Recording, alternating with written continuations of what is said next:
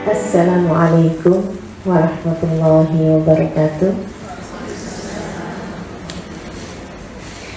Alhamdulillah rabbil alamin, bihi nasta'in ala umurid dunya waddin. Wassalatu wassalamu ala asyrafil anbiya wal mursalin, sayyidina wa maulana Muhammadin wa ala alihi wa sahbihi ajma'in. Subhanaka la ilma lana illa ma 'allamtana innaka antal alimul hakim. Rabbi shrah li sadri wa yassir li amri wahlul 'uqdatam min lisani yafqahu qawli, amma ba'du. Alhamdulillah, bahagia rasanya pada malam hari ini saya kembali dapat berjumpa dengan saudari-saudari saya di Singapura. Sesudah sekitar 2 tahun kita terhalang dengan adanya COVID. Mudah-mudahan COVID-nya sudah kembali ke tempat ia berasal dan tidak datang lagi dengan membawa kawan-kawannya yang baru. Kita ucapkan selamat jalan kepada COVID dan semua penyakit-penyakit yang lain, insyaallah. Kemudian pada malam hari ini kita akan membahas mengenai hal yang sangat menyenangkan, yaitu cara hidup bahagia menurut Al-Quran dan Al-Hadis. Tema yang diberi adalah menggapai damai bahagia. Menggapai damai bahagia. Baik, sebelum kita mulakan acaranya, kita akan terlebih dahulu membaca niat belajar. Semoga apa yang kita pelajari pada malam hari ini menjadi sesuatu yang bermanfaat buat kita sekalian, tak hanya di dunia tapi juga di akhirat nanti.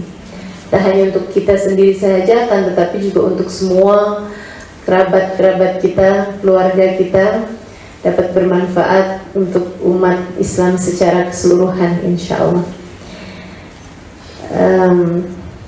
Kawan-kawan boleh ikuti apa yang saya baca. Bismillahirrahmanirrahim. Nawaitu ta'allum wa ta'lim wal naf'a wal intifa' wal mudzakarah wa tadhkir wal ifadah wal istifadah wal hitha 'ala at-tamassuk bi kitabillah wa sunnati rasulillah sallallahu alaihi wa alihi wa sallam wa du'a ila al-huda wa dilalata 'ala al-khair ibtigha'a mardatihi wa qurbihi wa thawabihi wa husnil khatimah ma'al lutfi wal afiyah wa salahil akibah birahmatika ya arhamar rahimin. Ila hadratin Nabi Muhammad sallallahu alaihi wasallam wa alihi washabihi wa azwajihi wa dhurriyyatihi wa ahli baitihi wa sallam jami'al anbiya wal mursalin kulli ajma'in. Wa ila arwahi arbatil a'immatil mujtahidin muqallidin fid din ulama amilin fuqaha al-muhaddisin wal qur'an mufassirin wa sadatis sufiyatil muhaqqiqin ajma'in. Anna Allah yaghfir lahum wa yarhamuhum wa ya'li darajatihim fil jannah wa yanfa'una barakatihim wa asrarihim wa anwarihim wa ulumihim wa nafahatihim fid din wad dunya wal akhirah. Al-Fatihah.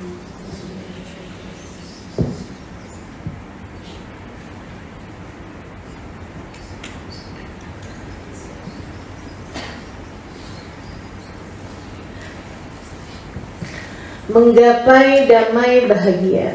Saudara sekalian saya muliakan, Nabi kita Muhammad sallallahu alaihi wasallam dalam definisi sebagai seorang nabi, dalam ta'rif mendefinisikan nabi, para ulama menyebutkan beliau adalah abdun arsalahullah. Beliau adalah seorang manusia, seorang hamba yang Allah utuskan untuk memberikan jalan petunjuk kepada manusia yang ujungnya tujuan dari jalan petunjuknya Nabi tersebut adalah li sa'adatid darain, untuk kebahagiaan hidup dunia akhirat. Untuk kebahagiaan hidup dunia dan akhirat.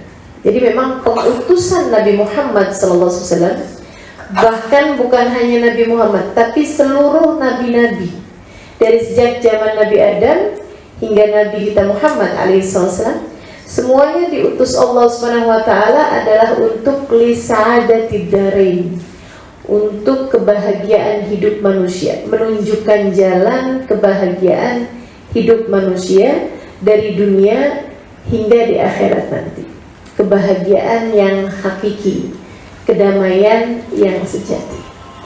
Karena yang kemudian kita bisa pelajari tentang bagaimana cara hidup berbahagia itu dalam perspektif Islam, dalam jalan Nabi kita Muhammad SAW, dalam Al-Quran maupun dalam hadis-hadis yang disampaikan oleh baginda kita Rasulullah SAW. Dan saya ada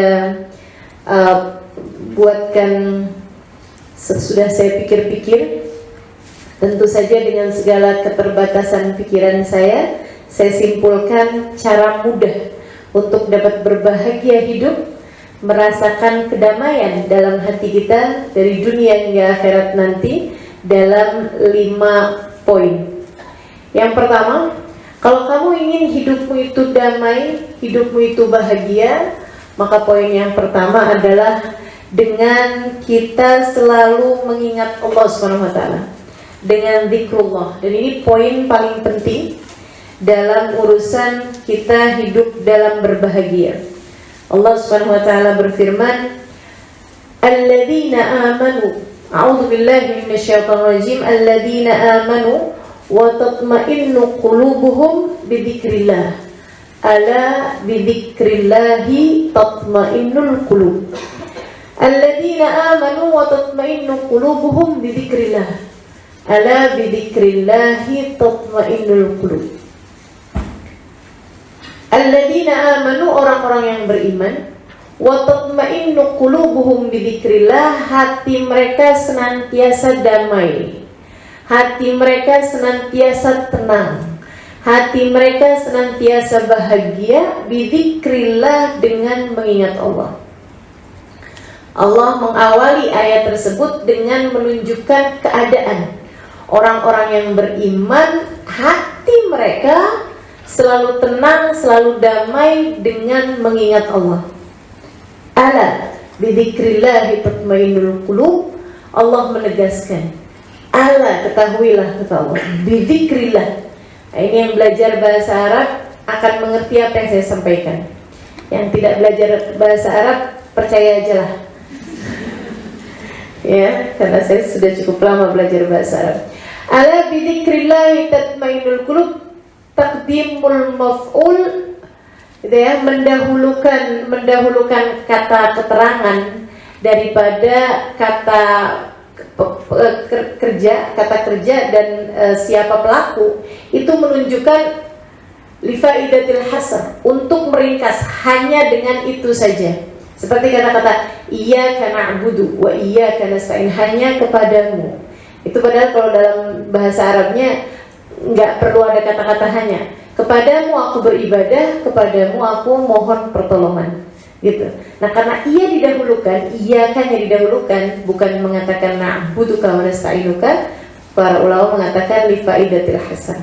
Jadi punya arti iyyaka na'budu wa iyyaka nasta'in, hanya kepadamu. Sama halnya dengan ini juga. Allah nggak bilang ala tatmainnul qulub bidzikrillah, akan tapi Allah bilang ala bidzikrillah tatmainnul qulub, artinya hanya dengan mengingat Allah. Tak ada cara lain. Tak ada cara lain untuk membuat hati tenang seperti mana zikrullah, seperti mana mengingat Allah SWT. Hanya dengan mengingat Allah, hati manusia akan merasa tenang. Teman-teman sedikit sekalian yang saya muliakan, apa yang dimaksud dengan zikrullah? Yang dimaksud dengan zikrullah, mengingat Allah, itu bukan hanya sekedar ucapan dari lisan. Ketika kita selalu yang sebut-sebut Allah misalnya gitu ya, atau subhanallah, subhanallah, atau astagfirullah, astagfirullah, astagfirullah gitu. Akan tetapi meyakini bahwa tidak ada sesuatu terjadi kecuali dengan seizin Allah, dan tidak ada makhluk apapun dan siapapun kecuali hambanya Allah. Ini mengingat Allah. Ini yang dimaksudkan dengan mengingat Allah SWT. Bahwa apapun yang terjadi tak akan lepas dari kuasa Allah, dari izin Allah SWT. Semua yang terjadi adalah dengan izin Allah, dan semua makhluk di atas muka bumi ini semuanya adalah hamba Allah SWT. Dengan mengingat itu teman-teman sekalian, hatimu akan jadi lebih tenang menghadapi apapun. Keadaan-keadaan yang tidak menyenangkan, hatimu akan jauh lebih mudah tenang. Ketika kamu tahu, hatimu jadi akan lebih mudah damai, lebih mudah bahagia. Ketika kamu tahu bahwasanya penggeraknya, pengaturnya, pengendalinya adalah Allah Subhanahu wa Ta'ala. Gitu. Saya kasih contoh yang mudah saja. Teman-teman sekalian, ada seorang istri, dia sedang belajar tentang makna zikrullah ini. Ingat Allah dalam apapun. Lihat bagaimana Allah mengatur hamba-hambanya. Suatu waktu suaminya marah.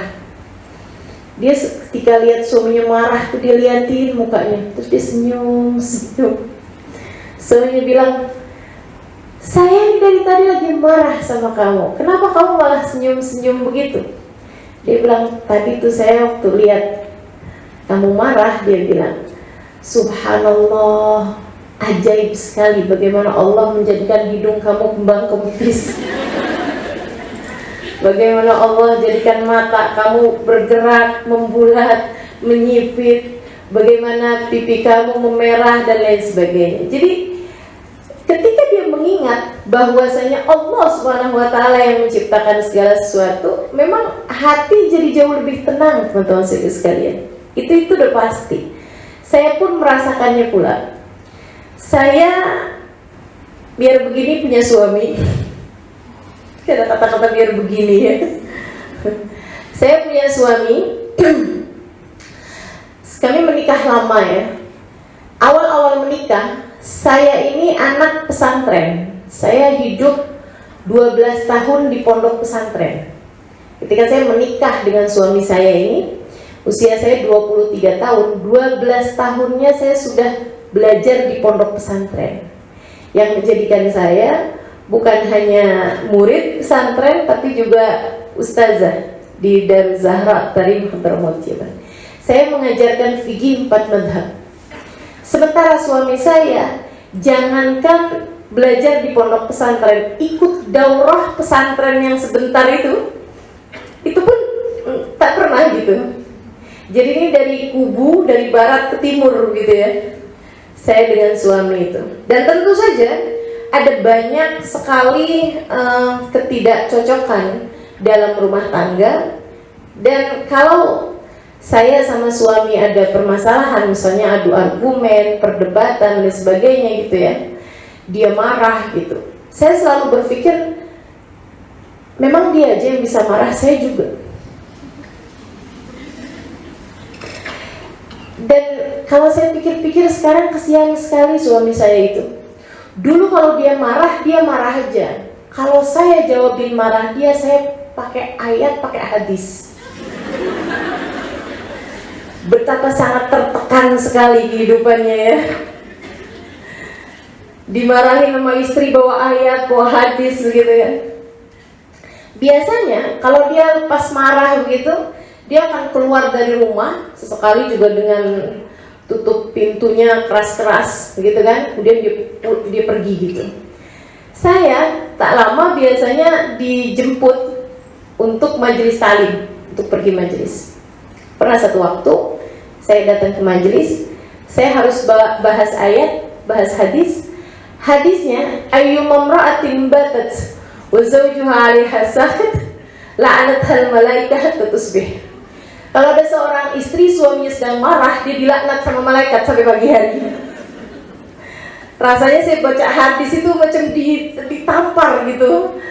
Ya Allah, Halimah, bagaimana kamu menyampaikan hadis mengenai istri yang solehah sementara kamu sendiri tidak solehah? Teman-teman saya sekalian, akhirnya saya jadi berpikir gitu, berarti saya salah. Nanti kalau dia marah lagi, saya tak akan jawab gitu. Satu waktu dia marah lagi, saya diam aja. Terus dia tanya, kenapa kamu diam? Saya bilang, saya jawab salah, sekarang saya diam juga salah. Dia bilang, kamu tuh diam, tapi muka kamu tuh semuanya jawaban. Muka kamu tuh semuanya protes gitu. Subhanallah. Satu hari, dia bicara seperti ini. Kamu kan ustazah, kamu biasa menyampaikan, orang mendengarkan. Tidakkah kamu pernah berpikir bahwa bisa jadi teguran yang saya sampaikan kepadamu adalah pesan-pesan untuk kamu lebih mendengarkan gitu? Siapa lagi yang akan menyampaikan pesan kepada kamu Halimah kalau bukan saya? Siapa lagi yang akan membenarkan kamu, membenahi kamu kalau bukan saya? Saya lama gitu mikir, terus saya pikir, subhanallah, betul sekali gitu. Bisa jadi apa yang disampaikan suami saya adalah pesan-pesan yang Allah hendak sampaikan untuk saya. Mulai hari itu kalau suami saya marah, saya dengarnya sebagai pesan-pesan dari Allah SWT untuk saya. Ternyata dia marahnya malah tidak lama, dan malah tambah jadi semakin jarang aja ya. Sekarang saya rindu dengan kemarahan. Gitu. Jadi kalau dia marah gitu kan, kamu kenapa begini gitu? Kenapa kamu kurang perhatian Halimah? Saya bilang, iya betul sekali tuh. Saya tuh sulit sekali untuk memperhatikan terhadap hal-hal yang saya anggap hal-hal yang remeh gitu. Gimana caranya, saya bilang, kasih tahu saya. Subhanallah. Dan dengan cara itu kemarahannya kemudian menjadi sedikit gitu. Saya melihatnya sebagai pesan-pesan yang Allah SWT hendak sampaikan kepada saya. Teman-teman saya sekalian, bukan hanya kepada suami, tapi saya belajar untuk melakukan hal yang seperti ini. Bahwa setiap berjumpa dengan orang, apapun yang mereka lakukan, apapun yang mereka perbuat, adalah merupakan pesan-pesan yang Allah SWT hendak sampaikan kepada saya. Berjumpa dengan siapapun, tak ada orang lain, tak ada tempat asing, sebab semua jengkal bumi adalah milik Allah, dan semua manusia adalah hamba-hamba Allah Subhanahu wa Ta'ala. Hati kita jauh lebih tenang ketika kita melihat suami kita sebagai pena berkelok, ya, sebagai tulisan yang dituliskan oleh pena berkelok, dan pena itu dipegang oleh Allah SWT.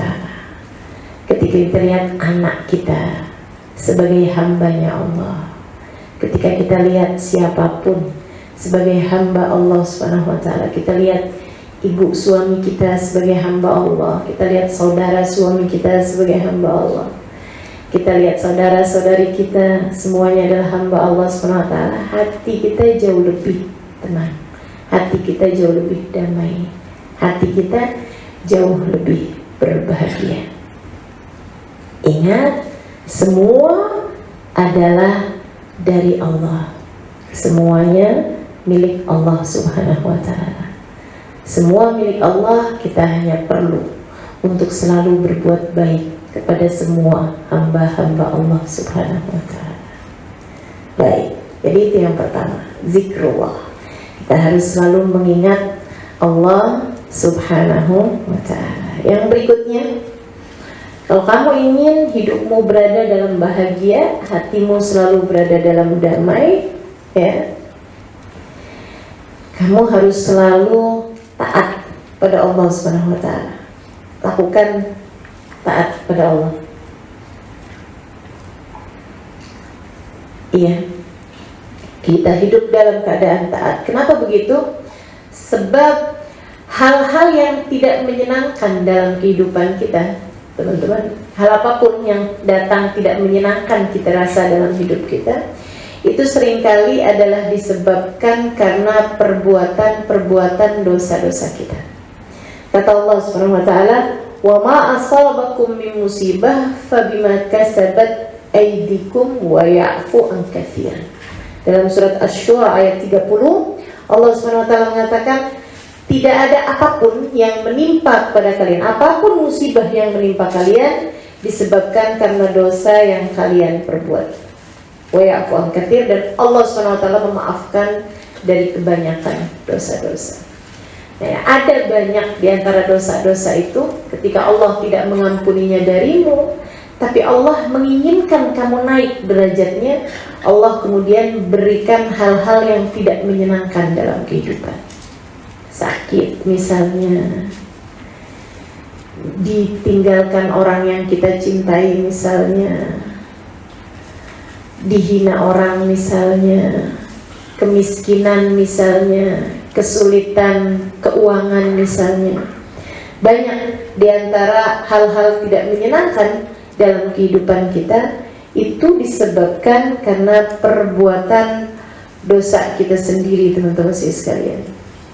Begitu ya. Bahkan Nabi Allah Yunus alaihissalam, bersama dengan bahwa para nabi itu tidak melakukan dosa-dosa ya, dalam artian kalau itu dilakukan oleh manusia yang lain, tentu saja itu merupakan bukan bagian dari dosa. Tapi karena para nabi itu kan tingkat pembelajarannya dari Allah Subhanahu wa taala memang luar biasa tinggi, sehingga Allah menganggapnya sebagai sebuah kesalahan bagi Nabi Allah Yunus bin Matta. Nabi Yunus, teman-teman sekalian, beliau berdakwah di satu kota, kemudian beliau merasa, kenapa nih warga kota saya ini tidak ada yang beriman. Mereka baik pada Nabi Yunus tapi tidak beriman. Mereka hormat pada Nabi Yunus tapi setiap kali diajakin dakwahnya nggak mau. Nabi Yunus kemudian memutuskan untuk pergi meninggalkan kaumnya. Dan karena apa yang dilakukan oleh Nabi Yunus itulah Allah SWT kemudian semacam menghukum Nabi Yunus gitu ya. Semacam menghukum Nabi Yunus dengan melemparkannya ke dalam perut ikan.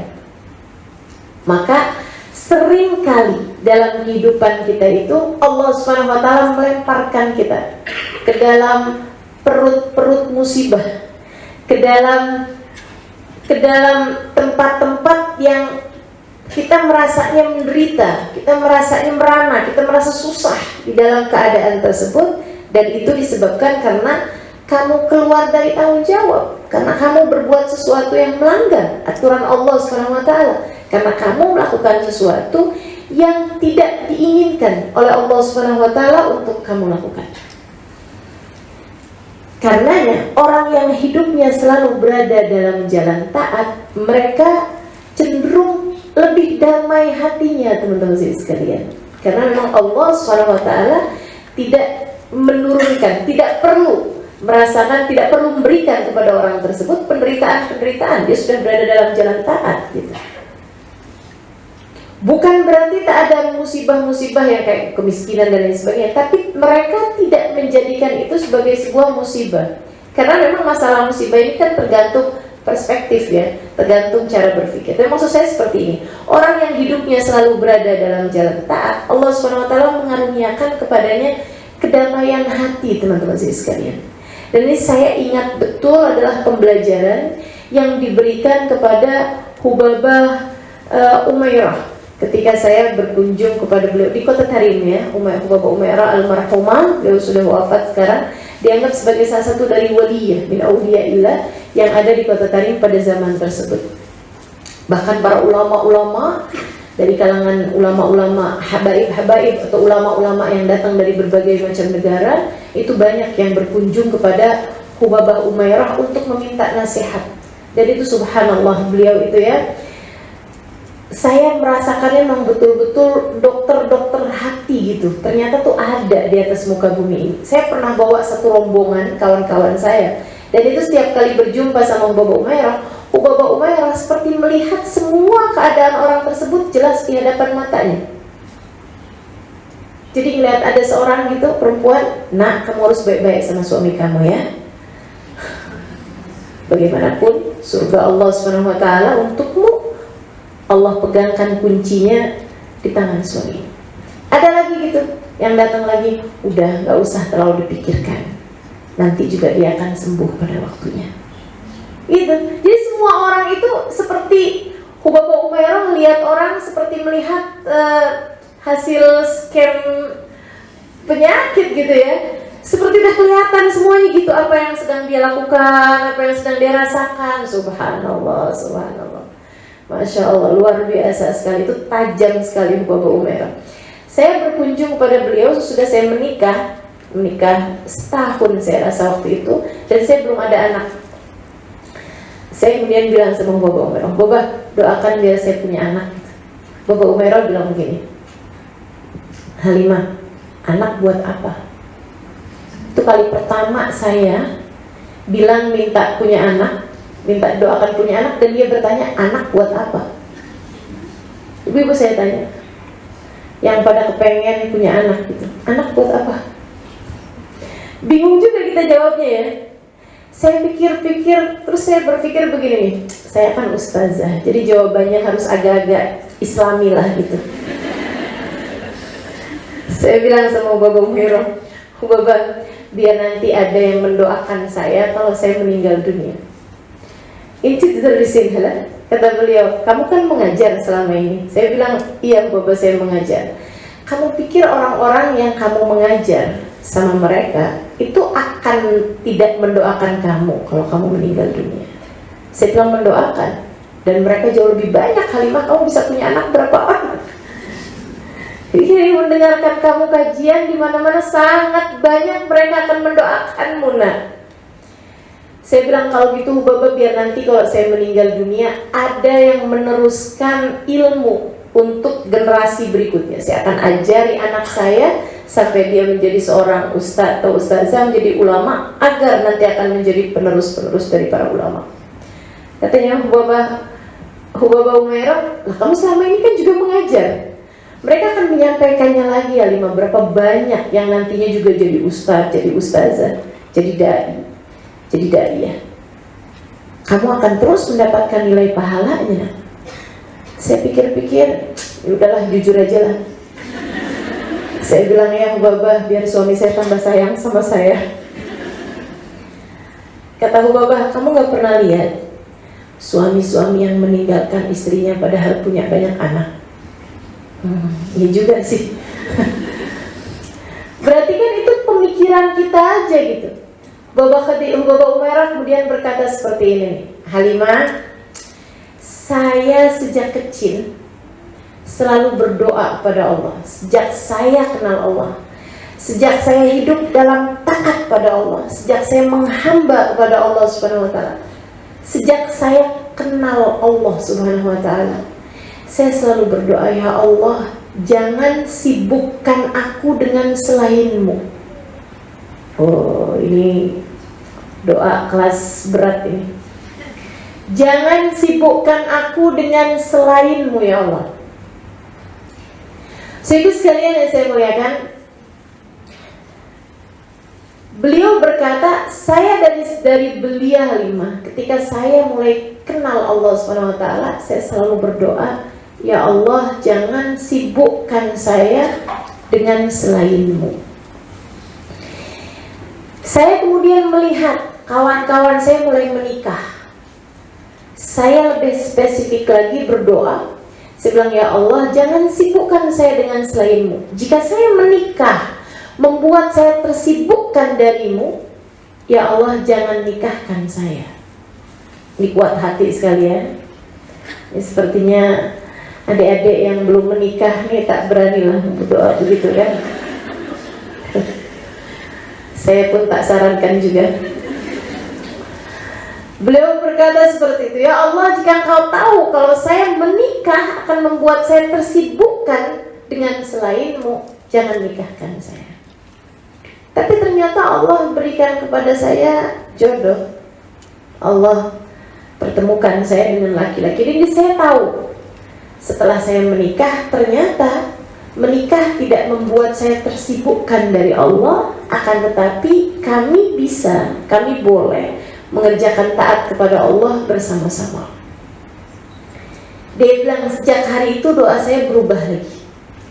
Ya Allah, jangan sibukkan saya dengan selainmu. Jika engkau tahu bahwa kehadiran anak akan menyibukkan saya dengan selainmu, jangan beri anak pada saya. Dan Allah tak berikan anak pada saya. Halimah, saya tahu bahwa saya kalau diberi anak mungkin akan tersibukkan dengannya. Nah, hidup ini terlalu sibuk sekarang. Ada berapa banyak urusan dunia yang harus kamu selesaikan. Kamu harus makan, kamu harus tidur. Jadi berapa persen waktu taatmu pada Allah Subhanahu wa Ta'ala menjadi berkurang. Jangan mau kamu punya hidup hanya mementingkan, hanya menyibukkan diri dengan hal-hal yang semuanya akan kamu tinggalkan ketika kamu mati nanti. Subhanallah. Babah Umayyah salah satu dari perempuan-perempuan paling bahagia, paling damai hatinya, paling damai hatinya yang pernah saya kenal. Beliau hidup dalam taat pada Allah SWT, menit per menitnya, waktu per waktunya. Seribu sekalian saya muliakan, demikian pula dengan para wali-walinya Allah SWT. Mereka hidup dalam damai, mereka hidup dalam tenang, mereka hidup dalam bahagia. Kenapa? Karena mereka menjalankan hidup sesuai dengan apa yang Allah SWT inginkan. Mereka hidup dalam taat pada Allah SWT. Dalam salah satu hadis qudsinya Allah SWT mengatakan, ya abdi anta turidu ana urid. Wahai hambaku, kamu punya mau, saya punya mau. Jika kamu melakukan apa yang aku mau, aku akan berikan apa yang kamu mau. Dan aku selamatkan kamu terhadap apa yang aku mau. Jika kamu tidak melakukan, tidak ridho, tidak melakukan apa yang aku mau, aku akan membuatmu lelah dalam kemauanku, dalam takdirku, dan tak akan yang terjadi, tak akan ada yang terjadi kecuali apa yang aku mau. Maka jadilah hamba yang Allah mau, taatlah kepadanya, Allah SWT akan memberikan apa yang kita mau. Teman-teman sekalian, hiduplah dalam taat pada Allah SWT, sebab dosa itu adalah menjadi penyebab kesusahan hidup kita. Nah, sekarang permasalahannya, dosa-dosa yang terlanjur kita buat bagaimana nih? Dosa-dosa yang sudah terlanjur kita buat, akhirnya sebab dosa-dosa itu hidup kita jadi susah. Sebab dosa-dosa itu Allah SWT mau menghapuskan dosa kita dengan cara Allah kasih sakit, Allah kasih kesulitan hidup, Allah kasih kemiskinan, Allah kasih penderitaan-penderitaan, sehingga akhirnya kemudian luka-luka hati kita semakin tambah teruk, kemudian perasaan kita semakin tidak tenang, kebahagiaan kita semakin jauh, kita pun kena penyakit-penyakit macam-macam pula dari penyakit-penyakit pikiran. Teman-teman sekalian, kalau kamu mau dosa-dosa yang dulu-dulu kamu pernah perbuat tidak menjadi penyebab Allah SWT menurunkan apa yang tidak menyenangkan dalam kehidupanmu, mulailah untuk meminta ampun terhadap dosa-dosa yang sudah kita perbuat. Kullukum khata'un, kata Nabi Muhammad SAW. Semua dari kalian adalah pendosa. Wa khairul khata'in at-tawwabun. Dan sebaik-baik pendosa adalah yang bertaubat dari dosa-dosanya. Maka taubatilah dosa-dosa tersebut. Ketika dosa itu pahit, taubatilah. Bahkan ketika kamu merasakan dosa kamu itu manis, taubatilah juga. Saya sering sampaikan ini, taubatilah dosamu semanis apapun dosa itu terasa. Karena buat sebagian orang, ada dosa-dosa itu yang kalau diingat kembali rasanya manis. Dulu tuh pernah ada yang sebegitu jatuh cintanya sama saya. Dulu kami berdua tuh sampai sembunyi-sembunyi di lorong sekolah. Kami berpacaran misalnya gitu. Dia mengingatnya itu dengan rasa manis gitu. Sayyidina Ibnu Abbas mengatakan, teman-teman saya sekalian, dosamu ketika kamu mengingatnya, meskipun sudah setahun, 2 tahun, 10, 20 tahun berlalu, kamu mengingatnya dengan rasa senang, kamu mengingatnya dengan rasa suka, kamu mengingatnya dengan rasa senang gitu. Oh, saya dulu pernah pacaran, saya dulu pernah ada laki-laki yang sebegitu jatuh cintanya sama saya sampai dia pernah berkata bahwa dia tak mampu hidup tanpa saya. Meskipun ternyata itu terbukti tidak benar ya. Kata Sayyidina Ibnu Abbas, dosamu, misalnya mohon maaf, dosa zina, diingat kembali dengan rasa suka, dengan rasa manis dia mengingatnya, itu tertulis dosa baru lagi dalam catatan perbuatannya. Ta'udzubillah, maka taubatilah dosa. Semanis apapun dosa tersebut teman-teman saya sekalian, agar menjadi penghapus dari dosa-dosa yang telah kita perbuat. Minta sama Allah, ya Allah, dulu saya dikalahkan oleh hawa nafsu saya. Ya Allah, ampunilah segala dosa-dosa tersebut ya Allah, dan jangan biarkan kami kembali melakukannya ya Allah. Bertaubatlah atas dosa-dosa yang pernah kamu perbuat, sehingga tidak menjadikan Allah Subhanahu wa Ta'ala memberikan hal-hal yang tidak menyenangkan dalam kehidupan. Karena begini teman-teman, Allah itu ibarat dokter yang paling pandai mengobati penyakit hamba-hambanya. Ketika dia hambanya calon ahli surga, tapi perbuatannya ada banyak yang tidak membuat dia layak masuk surga, Allah Subhanahu wa Ta'ala akan obati orang tersebut sehingga nantinya dia menjadi orang yang sehat, orang yang selamat, orang yang layak untuk masuk surga.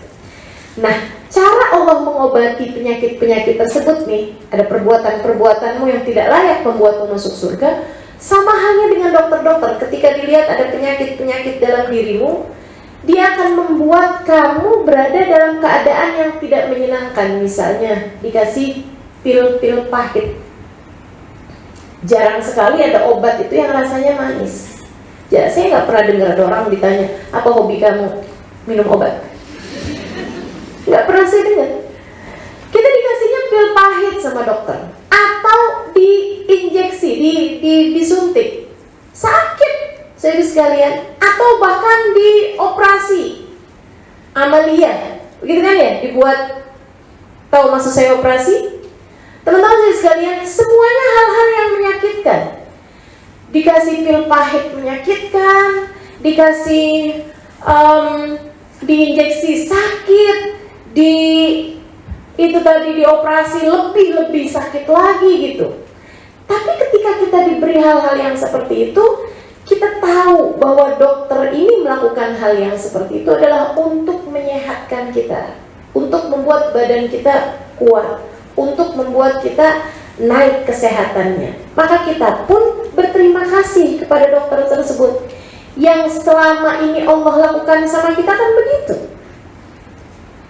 Sedikit sekalian yang saya muliakan, saya nggak pernah ketemu ada orang misalnya gitu pergi ke dokter, habis ketika dokter kasih pil pahit atau dia diinjeksi gitu oleh dokter, dia bilang, dokter punya masalah apa sebenarnya sama saya? Apa salah saya dokter sama dokter?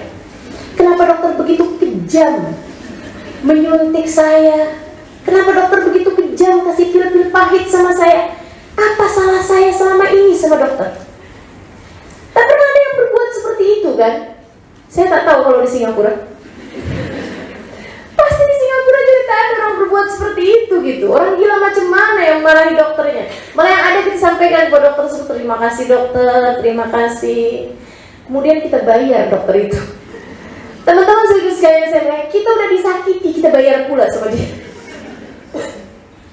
Allah selama ini melakukan hal yang seperti itu pada kita, menyakitkan kita untuk menyehatkan kita, membuat sulit keadaan kita untuk menyehatkan kita, memberikan hal-hal yang tidak menyenangkan untuk menyadarkan kita, teman-teman, untuk menyadarkan kita bangun, bukan seperti itu seharusnya seorang hamba berbuat. Allah jauhkan kita dari kesombongan sehingga kita pun harus merasakan sakit. Teman-teman saya sekalian, orang yang tidak pernah sakit di atas muka bumi ini namanya Fir'aun. Gatal-gatal pun tak pernah. Fir'aun itu sekedar gatal pun tak pernah. Tak pernah, apalagi COVID, tak pernah dia. Fir'aun itu. Teman-teman saya sekalian saya muliakan, apa hasilnya? Dia berkata, Ana rabbukumul a'la. Sungguhnya aku adalah Tuhan kalian semuanya. Aku tak pernah sakit, kata Fir'aun. Maka ketika kamu diberi sakit adalah cara Allah untuk membuatmu tawadhu. Cara Allah untuk membuatmu tersyukur pada Allah Subhanahu wa taala. Jika badai kehidupan menghempaskanmu dan menjatuhkan kamu ke bawah, itu artinya Allah Subhanahu wa taala sedang menginginkanmu sujud kepadanya. Saudara sekalian, jangan malah bertanya, apa dosa saya ya Allah? Itu kan sama aja kayak pertanyaan kita sama dokter tuh. Apa salah saya padamu, Pak Dokter? Kenapa kamu berikan kepada saya pil pahit semacam ini gitu? Dan kita tahu Allah SWT memberikan itu semua untuk menyehatkan kita. Nah kalau kamu kepengen, jangan sampai Allah memberikan hal-hal yang tidak menyenangkan dalam kehidupan kita. Biar kita hidup selalu bahagia itu. Biar kita hidup hati kita tenang terus-terusan. Biar hidup kita dalam keadaan hati kita damai terus-terusan. Tinggalkanlah dosa dan bertaubatlah dari dosa-dosa yang lalu. Taubatilah dosa-dosamu. Menangislah kepada Allah Subhanahu wa ta'ala. Ya Allah, ampunilah aku. Ya Allah, ampunilah hamba-Mu ini ya Allah. Begitu banyak dosa-dosa yang telah hamba perbuat di atas muka bumi ini. Jika Engkau hendak memperhitungkan satu dosa saja, rasanya mungkin tak akan ada orang yang mau berada di samping saya. Ya Allah, andai Engkau menjadikan dosa-dosa saya ada baunya, saya rasa tak ada sesiapapun berada di dekat saya. Terima kasih ya Allah telah menutupi diriku ini, telah menutupi aib-aibku di antara hamba-hamba-Mu. Terima kasih ya Allah, Engkau tidak memperhitungkan dosa-dosa yang telah hamba-Mu ini perbuat. Ampuni dosaku ya Allah, ampuni dosaku ya Allah. Ketika Allah SWT mengampuni dosa-dosamu, teman-teman sekalian, Allah jadi tak punya alasan untuk memberikan kepadamu musibah-musibah berat yang sampai menghancurkanmu dalam kehidupan. Mari belajar mentaubati dosa, hidupmu akan jauh lebih bahagia. Saya ulangi, mari belajar mentaubati dosa untuk kemudian memperbaiki keadaan dan hidup dalam jalan taat kepadanya. Hidup kita akan jauh lebih bahagia. Baik, teman-teman saudara sekalian yang saya muliakan, Nabi Adam sama iblis sama-sama berdosa, tapi sikap mereka ketika berdosa berbeza, sehingga Allah Subhanahu wa taala pun memberikan balasannya berbeda juga. Nabi Adam alaihissalam ketika diturunkan ke atas muka bumi karena makan buah yang dilarang Allah Subhanahu wa taala, apa yang dilakukan Nabi Adam? Memohon ampun padanya. Rabbana zalamna anfusana wa illam taghfir lana wa tarhamna lanakunanna minal khasirin. Nabi Adam tak nyari pembelaan, tak mencari pembenaran. Nabi Adam tak protes pada Allah Subhanahu wa taala, ya Allah, saya melakukan itu kan karena saya pikir bla bla bla bla. Tak ada. Langsung Nabi Adam ketika diturunkan ke atas muka bumi dikasih hal yang menyakitkan kepada Nabi Adam, yaitu turunnya Nabi Adam ke atas muka bumi. Nabi Adam berkata, Rabbana zalamna anfusana wa illam taghfir lana wa tarhamna lanakunanna minal khasirin. Ya Allah, kami telah berbuat dosa. Wa illam taghfir lana, jika Engkau tidak mengampuni kami. Wa tarhamna, jika Engkau tidak menyayangi kami ya Allah, lanakunanna minal khasirin, pastilah kami termasuk di antara orang-orang yang celaka. Nabi Adam mentaubati dosanya. Apa yang terjadi? Allah memuliakannya, Allah menjadikannya khalifatan fil ardh, Allah menjadikannya salah satu dari nabi-nabinya Allah Subhanahu wa taala. Sedikit sekalian saya muliakan, iblis pun juga diperintahkan Allah Subhanahu wa taala untuk sujud kepada Nabi Adam. Kemudian iblis tak mau sujud kepada Nabi Adam. Ketika Allah Subhanahu wa taala menegurnya, "Ya iblis, ma mana'aka an tasjuda id amartu?" Wahai iblis, kenapa kamu tak mau sujud kepada Adam padahal aku yang perintahkan? Aku memintamu taat untuk sujud kepada iblis, tapi untuk sujud kepada Adam, tapi kamu tak mau melakukannya. Wahai iblis, apa yang membuatmu seperti itu? Dia mencari-cari pembenaran. Iblis bilang, "Ana khairun minhu." Aku lebih baik daripada Adam. Padahal ini kan jelas-jelasan salah. Kata Allah, aku kan yang perintahkan. Selama ini kamu selalu berbuat taat kepadaku. Karena kamu berusaha untuk mendekat padaku, kamu berusaha untuk mengerjakan taat. Ini sekarang taatmu adalah dengan sujud kepada Adam, karena aku yang perintahkan. Dia cari pembenaran. Dia tidak melihat Allah sebagai amir, sebagai sang pengatur, sang perintah, gitu ya. Akan tapi dia melihatnya kepada Adamnya. Disujud kepada Adam. Ana khairun minhu, saya lebih baik daripada Adam. Khalaqtani min nar. Cari-cari dalil. Ya Allah, Engkau menciptakan dia dari api, sementara Engkau menciptakan aku dari api, sementara Engkau menciptakan dia dari tanah. Api lebih manfaat daripada tanah. Tanah diinjak-injak ya Allah.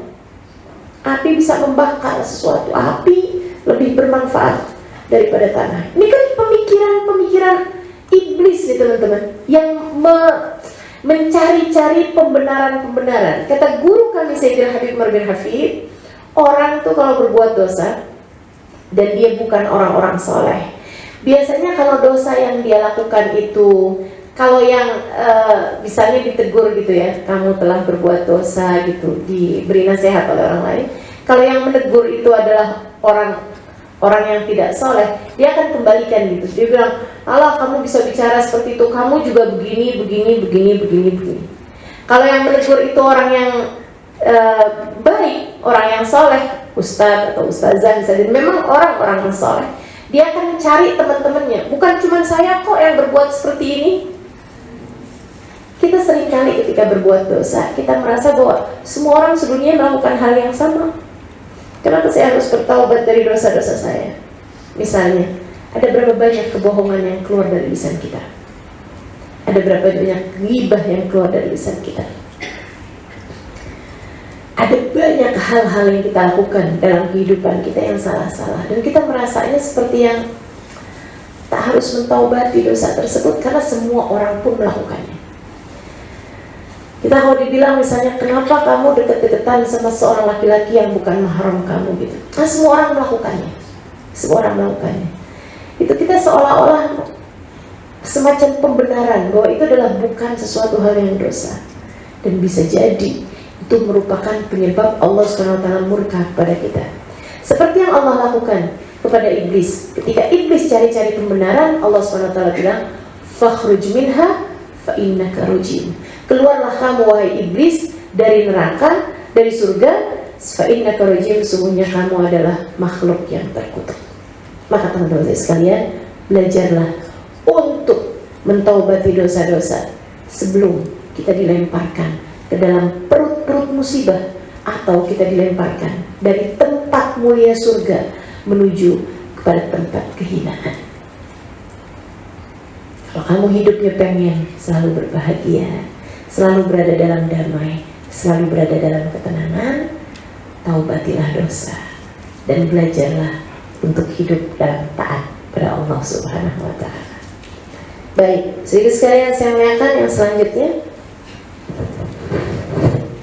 Yang selanjutnya, kalau kita ingin hidup kita adalah hidup yang selalu berbahagia, selalu damai, selalu tenang, ya. Ini juga poin yang tidak kalah pentingnya. Ridha dan terima dengan apapun saja keputusan Allah Subhanahu wa taala. Tenangkanlah dulu hatimu. Yang kamu anggap musibah seringkali itu adalah berkah. yang kamu anggap sebagai hal yang tidak menyenangkan, bisa jadi sebenarnya itu adalah cara Allah Subhanahu wa Ta'ala untuk menghindarkanmu dari hal yang lebih buruk lagi. Berusahalah untuk selalu ridho dan terima dengan apapun saja yang jadi keputusan Allah Subhanahu wa Ta'ala, maka akan tenanglah hidupmu. Saudara sekalian saya muliakan, jangan suka bandingkan hidupmu sama orang lain. Jangan suka lihat pencapaian orang lain untuk kamu membandingkannya dengan dirimu sendiri. Itu penyebab ketidakbahagiaan kamu selama ini. Sebenarnya Allah tidak pernah meninggalkanmu, teman-teman. Coba kamu ingat-ingat, Allah tidak pernah meninggalkanmu. Allah sampai dengan sekarang selalu memberi kita makan. Allah sampai dengan sekarang selalu memberi kepada kita pakaian. Allah selama ini tak pernah kurang-kurang memberikan kenikmatan kepada kita. Kalau kamu merasa kurang, itu bukan karena kurang Allah memberi kepada kamu, tapi karena kamu merasakan itu kurang dibandingkan dengan orang-orang lain yang kamu lihat. Mungkin di media sosial, mungkin di tempat kamu tinggal, padahal semua orang mengalami proses kehidupannya masing-masing. Semua orang mengalami proses kehidupannya masing-masing. Jangan pernah bandingkan pencapaian-pencapaian kamu dengan pencapaian orang lain. Atau misalnya begini, saya suka bilang gitu ya, sekecil apapun rezekimu akan cukup untuk membiayai hidupmu. Sebanyak apapun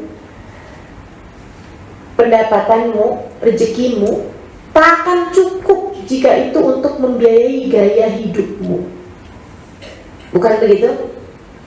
Kalau yang kamu kejar adalah gaya hidup, teman-teman saudara sekalian, tak akan pernah cukup. Kamu punya berapa dolar sekalipun, ribuan, ratusan ribu dolar sekalipun, tak akan pernah cukup kalau untuk membiayai gaya hidupmu. Akan tetapi kalau untuk membiayai hidupmu sesedikit apapun, saya rasa cukup aja. Selama ini atau juga Allah tak pernah kurang-kurang memberi kepada kita. Yang suka membuat kita merasa betapa susahnya hidup saya, betapa menderitanya hidup saya, betapa kurangnya hidup saya, betapa sulitnya hidup saya dalam masalah keuangan misalnya gitu ya.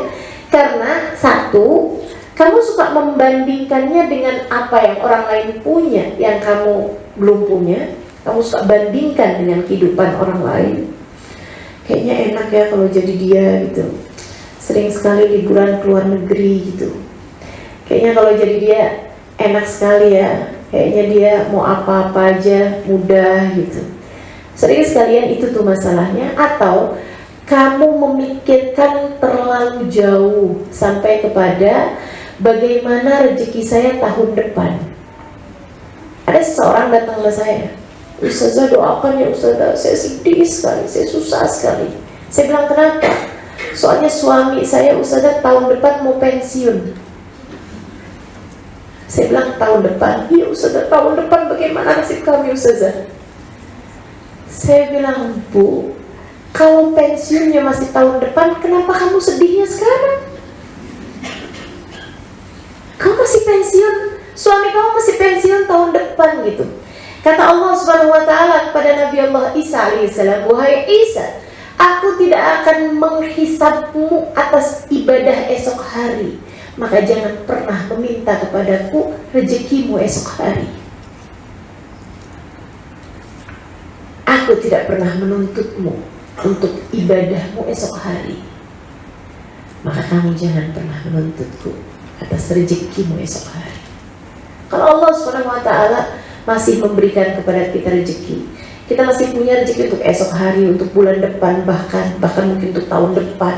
Kamu masih punya tabungan untuk sampai dengan tahun depan, untuk sampai dengan bulan-bulan depan. Itu adalah karena maha dermawannya Allah Subhanahu wa Ta'ala kepada kita, teman-teman sekalian. Maka Allah masih cukup-cukup aja memberikan kepada kita selama ini. Kalau kamu merasa ada yang kurang dalam hidupmu, bisa jadi yang kurang itu adalah syukurmu. saya ulangi, kalau kamu merasa ada yang kurang dalam hidupmu, bisa jadi yang kurang itu adalah syukurmu. Karena sejatinya teman-teman saya sekalian, hidup tak pernah ideal untuk siapapun. Tak ada orang yang hidupnya dijadikan Allah SWT semuanya mulus, semuanya bagus. Dia dicintai oleh suaminya, dicintai oleh anak-anaknya, dicintai oleh ibu mertuanya, dicintai oleh saudara-saudara iparnya, dicintai oleh saudara-saudaranya, dicintai oleh semua orang. Itu sesuatu hal yang mustahil teman-teman sekalian. Ada yang suka, ada juga yang gak suka. Itu pasti keniscayaan hidup. Kamu tidak bermasalah dengan suamimu, bisa jadi ada yang tidak suka dari keluarganya, ada yang tidak suka dari saudaranya. Itu hal yang lumrah-lumrah aja, biasa aja. Kata Imam Asy-Syafi'i alaihi ridwanullah, ridwan nas ghayah la tudrak. Dicintai semua orang adalah cita-cita yang tak mungkin dapat tercapai. Jadi kalau dalam hidup ada orang yang tidak suka sama kita, itu kewajaran sebagai manusia. Kamu mau jadi siapa? Imam Syafi'i ketika dikatakan imam, fulan bin fulan tidak suka padamu, fulan bin fulan berkata yang buruk tentangmu, menfitnah kamu. Kata Imam Syafi'i, harus jadi siapa saya? Untuk tidak dibicarakan oleh orang lain, untuk tidak disukai oleh orang lain, untuk tidak dibenci oleh orang lain. Harus jadi siapa saya? Bahkan Sayyidina Husain mati terpenggal kepalanya. Bahkan Sayyidina Hasan mati diracun. Sayyidina Umar bin Khattab mati dibunuh. Sayyidina Abu Bakar As-Siddiq, begitu banyak orang berkata buruk kepadanya. Bahkan baginda kita Nabi besar Muhammad, sesudah Allah memujinya dalam banyak ayat-ayat dalam Al-Quran, dikata majnun, dikata gila. Nabi Muhammad alaihi salatu wassalam, orang bilang apa? Syair, majnun, seorang penyair Muhammad itu. Atau dikata gila, bahkan seribu sekalian saya bilang, dilempari orang dengan batu kerikil. Hal yang wajar aja. Bahkan Allah, kata Imam Syafi'i, Allah yang menciptakan manusia, dikata punya anak, dikata punya istri. Maka wajar-wajar aja jika dalam kehidupan kita itu ada hal-hal yang tidak menyenangkan dalam kehidupan. Maka masalahnya ada pada kemampuan hati untuk bisa menerima setiap takdir yang Allah SWT berikan dalam kehidupan kita.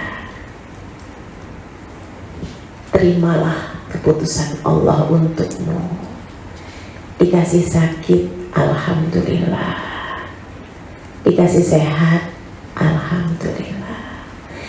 Dikasih sakit, alhamdulillah. Mungkin ini adalah cara Allah menghapuskan dosa-dosaku yang memang begitu banyaknya, hingga kelak di hari akhirat Allah tak harus menghukumku dengan kesulitan-kesulitan di sana.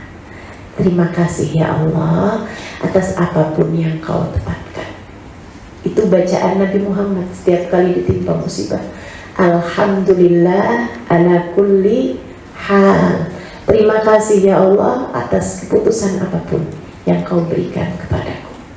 Terima kasih atas keadaan apapun yang kau berikan padaku. Saudara sekalian yang saya muliakan, dikasih sehat, alhamdulillah. Mudah-mudahan saya boleh pakai kesehatan saya untuk mengerjakan taat kepada Allah SWT dengan lebih maksimal. Kalau kita belum diberi suami, alhamdulillah, alhamdulillah. Tak harus ada seseorang yang saya mau pergi kemana-mana harus izin dulu dengan dia. Hidupku jauh lebih simple, hidupku jauh lebih mudah. Betul? Betul gak? Kalau kamu diberi suami, alhamdulillah, Allah telah mudahkan saya untuk menempuh surga lewat jalan taat padanya. Kamu diberi suami yang cakep, alhamdulillah, saya tak usah susah-susah nonton film Korea buat cari yang cakep-cakep. Cukup dengan tonton suami aja. Begitu mudahnya hati saya berbahagia, kan begitu ya. Kalau dikasih suami jelek, alhamdulillah, tak susah jaganya. tak ada yang mau sama dia. Ya, alhamdulillah. Jadi sekalian, keadaan apapun aja itu yang terbaik yang Allah Subhanahu wa taala berikan dalam kehidupan kita. Percayalah, seribu sekalian, percayalah. Allah tuh seringkali gitu memberikan kepada kita kesulitan-kesulitan untuk memberi kepada kita, untuk memberi kenikmatan-kenikmatan lebih sesudahnya. Allah Subhanahu wa taala seringkali, yaitu tadi semacam dokter-dokter itu ya, menyuntikkan suntikan gitu ke badan kita, menyakiti kita, padahal sejatinya sedang menaikkan derajat kita di sisinya, sedang memudahkan kehidupan kita, sedang menyehatkan kita. Maka selalulah ridho dengan apapun yang menjadi keputusan Allah Subhanahu wa taala. Dalam keadaan apapun Allah menempatkan kita, yakinlah bahwa itu adalah hal terbaik yang Allah Subhanahu wa taala berikan dalam kehidupan kita. Ingat teori dari tukang pembangun batu bata. Saya rasa saya pernah ceritakan di Singapura. Ada seseorang membangun satu tembok dengan menyusun batu-batu bata, 200 batu bata. Habis selesai dia bangun, dia merasa senang gitu. Dia bilang, wah sudah terbangun nih. Ada satu kawannya bilang, siapa nih yang bangun tembok ini? Dia bilang, saya. Bagus kan? Dia bilang, apa bagus? Ini 2 batu bata ini miring. Dia lihat, betul. Ya ampun, itu kenapa kok bisa jadi miring? Mungkin waktu bangun itu saya ingat sama hutang saya barangkali. Kok bisa jadi miring? Dia setiap kali lewat di tembok tersebut, dia lihat batu bata yang miring itu. Sampai dia pamit kepada yang punya bangunan. Dia bilang, boleh tak saya hancurkan tembok ini, wall ini ya, dinding ini. Dia bilang, kenapa kamu mesti menghancurkannya? Karena dia bilang, karena saya bangun 2 batu bata ini ada yang miring gitu, jadi nggak enak dilihat. Dia bilang, jangan, udah biarin aja. Tapi sedih itu, tiap kali lihat sedih, tiap kali lihat sedih. Satu waktu ada kawannya yang lain lewat di tembok tersebut, terus dia bilang gitu, siapa yang bangun batu bata ini, tembok ini? Dia bilang, saya yang bangun dinding ini. Dia bilang, kenapa kok? Dia bilang, bagus temboknya. Dia bilang, enggak, ada 2 batu bata ini yang miring. Dia bilang, kamu sudah memasang berapa batu bata di sini? Dia bilang, 200 batu bata. Kalau kamu punya yang miring 2, artinya kamu telah membangun 198 yang bagus. Dia bilang, subhanallah, fokus saya kepada yang miring membuat saya lupa bahwa saya telah memiliki 198 yang bagus. Ini yang sering terjadi dalam kehidupan kita, teman-teman. Kita sering kali fokus kepada yang susah-susahnya, lupa betapa banyak kenikmatan yang Allah SWT berikan kepada kita.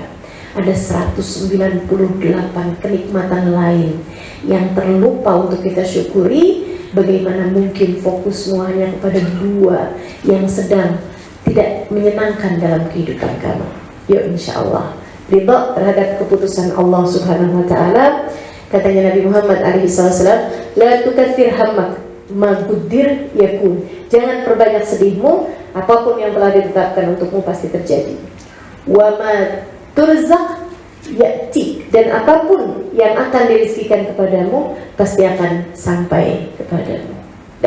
Tenang aja, hidupmu akan lebih damai kalau kamu selalu ridha dengan apapun yang jadi keputusan Allah Subhanahu wa taala. Yang keempat, teman-teman saudara sekalian, kalau kamu ingin hidup kamu selalu berada dalam kedamaian, cintai dan berkumpullah dengan orang-orang yang saleh yang selalu mengingat Allah Subhanahu wa taala. Ya, deket-deketin orang yang hatinya bahagia. Kamu kalau selalu deket-deketnya dengan orang yang tiap kali kamu berkumpul sama dia yang dibicarakan tentang urusan dunia mulu gitu, kayak angka-angka aja terus gitu ya. Si itu sudah punya ini, si ini sudah punya itu gitu kan. Si ini sudah menikah, si ini sudah punya anak. Kamu kapan? Kamu kenapa kok hidup kita? Kenapa ya hidup kita selalu berada dalam keadaan seperti ini? Kenapa kok kita nggak seperti yang lain? Nah, itu kalau kita banyak kumpul sama orang-orang yang suka mengeluh, hidup kita juga rasanya akan jadi kayak terlalu banyak keluhan.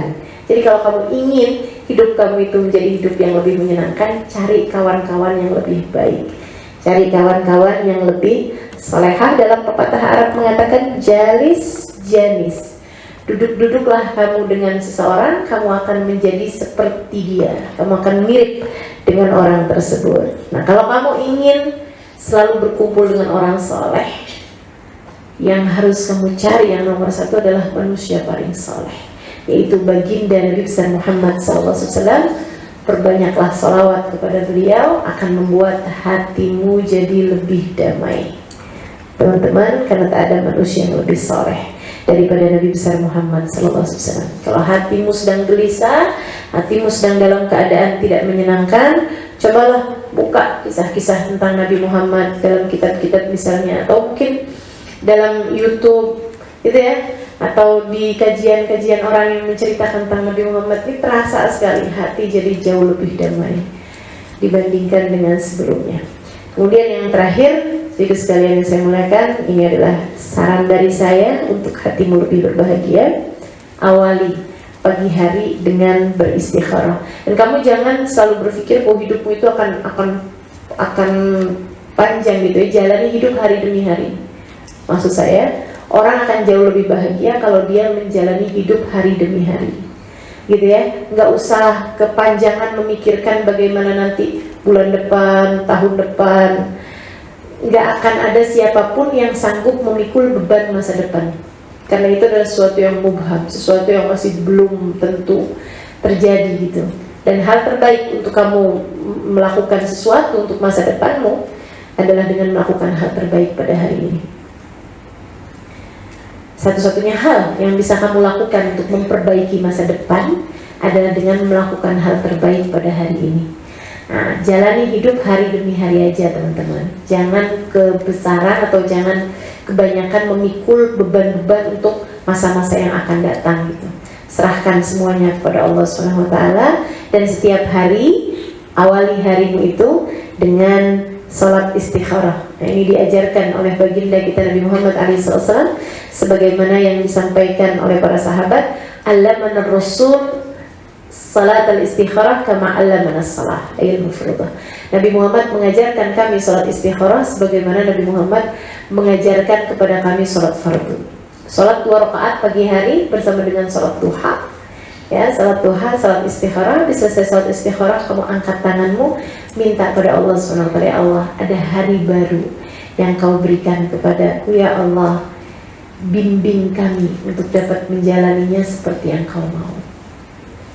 Bimbing tubuh kami, ya Allah, untuk dapat menjalani hari ini seperti yang kau inginkan. Bimbing akal pikiran kami untuk berpikir yang baik-baik. Bimbing lisan kami untuk selalu berbicara yang baik. Bimbing hati kami untuk merasa dengan baik. Ya Allah, kumpulkan kami selalu dengan orang-orang baik-baik. Minta dibimbing oleh Allah SWT hari demi hari, hari demi hari.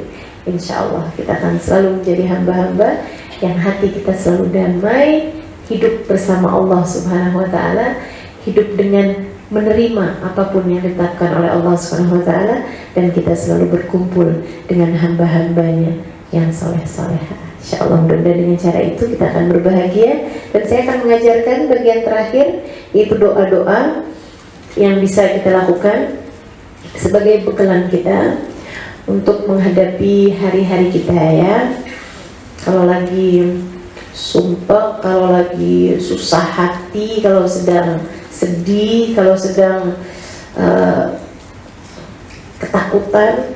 Nah, ini salah satu doa yang paling mujarab dan paling banyak dilakukan oleh orang-orang soleh ketika mengajarkan kepada yang lain, kepada murid-muridnya.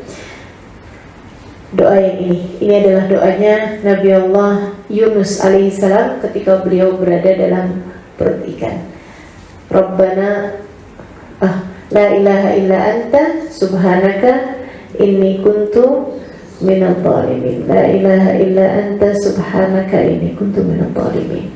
Nabi Muhammad mengatakan alangkah sangat indahnya doanya Nabi Yunus, diawali dengan kalimat tauhid, ditengahi dengan tasbih, dan diakhiri dengan i'tiraf, dengan pengakuan dosa.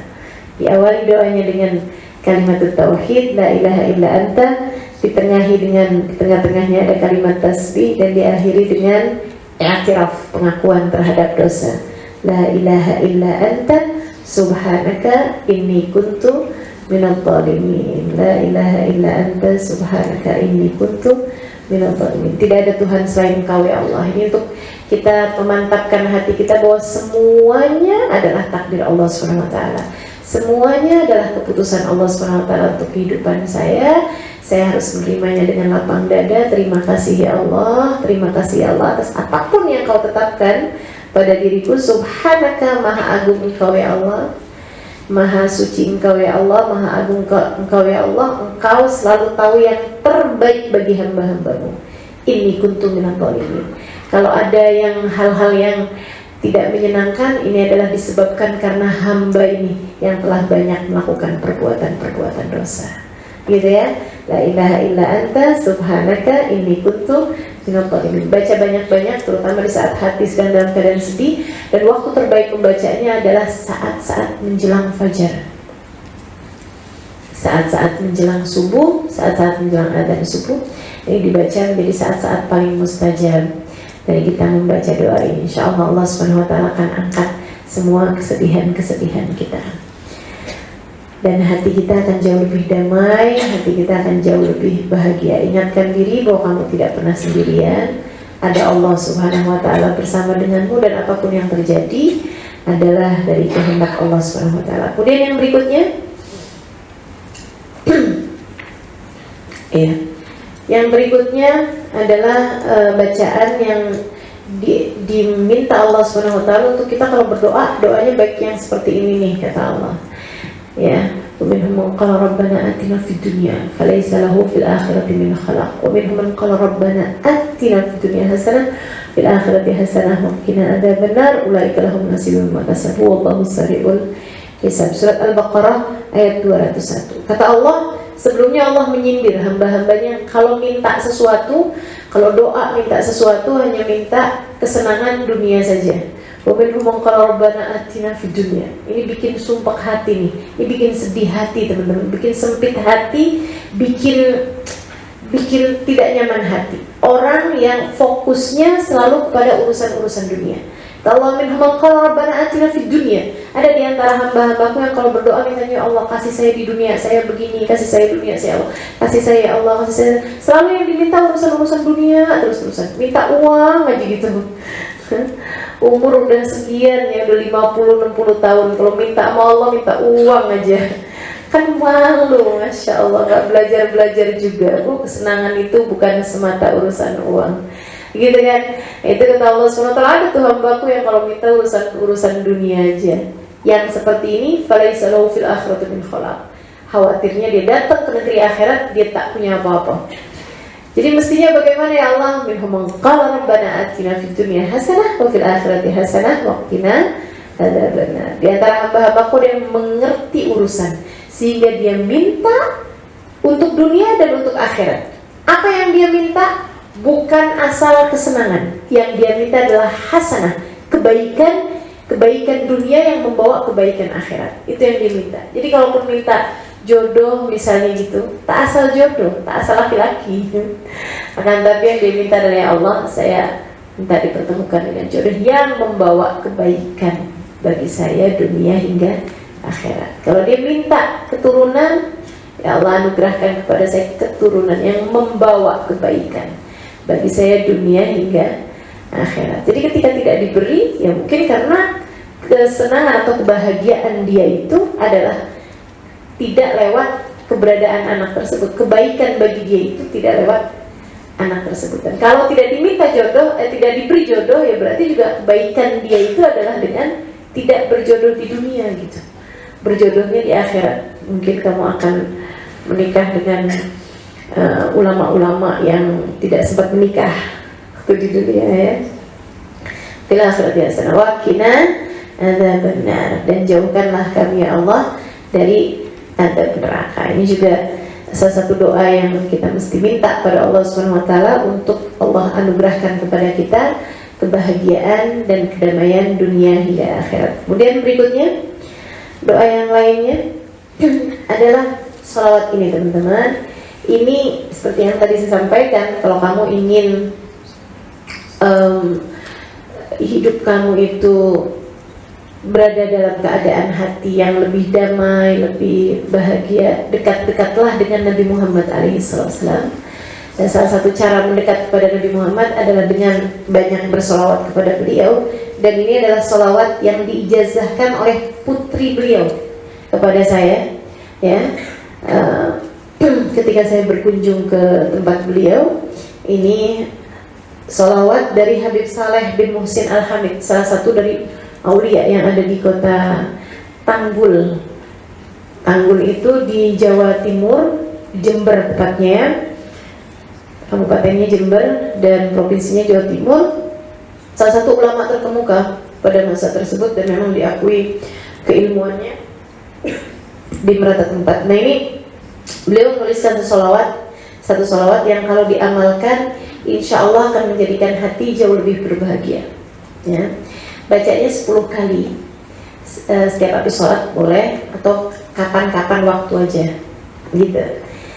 Salawatnya bunyinya, Allahumma shalli ala sayyidina Muhammad salatan taghfiru bihal dzunub wa tuslihu bihal qulub wa tantaliqu bihal usub wa talinu bihal su'ub wa ala alihi wa sahbihi wa man ilaihi mansub. Ya Allah, sampaikanlah salawatmu pada junjungan kami Sayyidina Muhammad sallallahu alaihi wasallam dengan sebuah salawat taghfiru bihal dzunub yang membuat dosa-dosa kami kau ampuni, ya Allah. Tusrihu bihal qulub, dan membuat hati kami menjadi jauh lebih saleh, jauh lebih bersih, jauh lebih pantas untuk turun hujan rahmatnya Allah dalam hati kita, yang bisa bikin bagus hati kita. Salawat ini kami mengharapkan bisa buat bagus kami punya hati, ya Allah. Wa tantaliqu bihal usub, dan bisa membuat lancar apapun yang menggumpal, apapun yang sulit, apapun yang terikat jadi lancar semuanya dengan berkat salawat ini. Wa talinu bihal su'ub, dan menjadi lunak apapun yang keras, termasuk mungkin hati suami kita, hati anak-anak kita, gitu. Ya, wa ala alihi wa sahbihi wa man ilaihi mansub. Salat juga pada keluarga beliau, para sahabatnya, dan semua orang-orang yang bernasab kepada Nabi Muhammad SAW.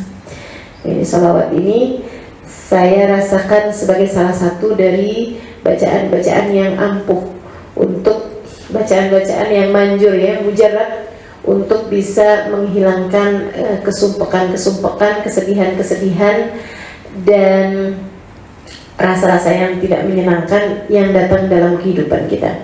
Kemudian yang berikutnya lagi, yaitu doanya Nabi Ya'qub alaihissalam, ashku bathi wa huzni ilallah wa a'lamu minallahi ma la ta'lamun. Innama ashku bathi wa huzni ilallah, gitu ya. Ashku bathi wa huzni ilallah, sampai situ aja. Hanya kepada Allah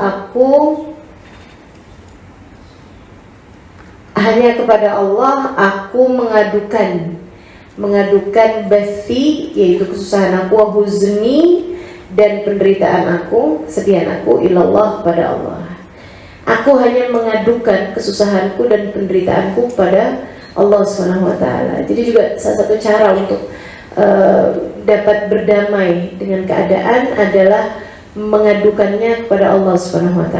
Tapi bukan mengadukan dalam arti tidak terima sama keputusan Allah, justru sebaliknya adalah dengan kita menjadi dekat dengan Allah Subhanahu wa Ta'ala. Ya Allah, aku mengadukan kepadamu betapa tidak mampunya aku menghadapi diriku, betapa selalu kalahnya aku menghadapi hawa nafsuku, ya Allah. Yang dekat sama Allah Subhanahu wa Ta'ala, teman-teman, itu adalah jalanmu untuk mendapatkan kemudahan kehidupan. Dan yang terakhir, ya, yang terakhir ada lagi. Yang terakhir itu tadi, ya, kita selalu beristikharah, dan juga salah satu dari kemudahan juga adalah untuk membaca Yasin setiap pagi hari. Ada hadisnya, man sarrahu an yusur tula yaumihi fa'alihi bi qiraati Yasin. Siapa yang kepengen dibahagiakan hatinya, dimudahkan urusannya sepanjang hari, hendaklah dia membaca surat Yasin. Gitu. Kalau kita baca awal Yasin pagi hari itu biasanya urusan-urusan jadi jauh lebih mudah sepanjang hari tersebut. Baik, itu mudah-mudahan jadi bekalan kita untuk ini dia. Awali pagi dengan istikharah dan baca surat Yasin, mohon bimbingan kepadanya, gitu ya.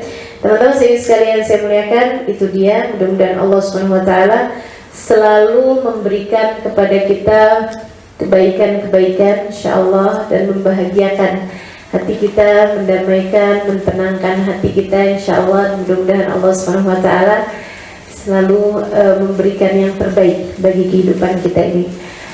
Kita minta, kita akhiri majelis kita dengan kita membaca surah Al-Fatihah. Kita minta kepada Allah SWT semoga Allah menjadikan ilmu kita pada malam hari ini menjadi ilmu yang bermanfaat, ilmu yang membuat kita tahu apa yang harus kita pikirkan, bahwa segalanya telah ditetapkan oleh Allah SWT. Kita menerimanya dengan lapang dada bahwa apapun yang Allah SWT tetapkan adalah yang terbaik yang Allah berikan kepada kita. Tetaplah husnudzon kepada Allah SWT, tetaplah bersyukur kepada Allah SWT. Jangan fokus kepada hal-hal tidak menyenangkan yang datang dalam kehidupan kita. Selalulah fokus kepada kebaikan-kebaikan yang selama ini Allah SWT berikan.